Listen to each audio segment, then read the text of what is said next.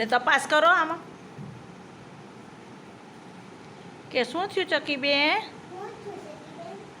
કાંટો લાગ્યો. પગ બતાય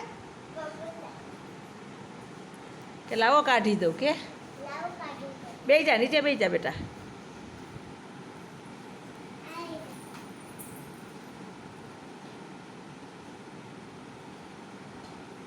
કે જો નીકળી ગયો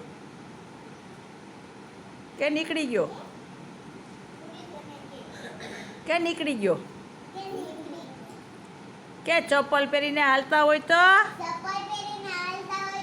કાંટા ન લાગે કે ચપ્પલ પહેરીને જ બહાર જવાય, એકલું જવાય. તાલી પાડો.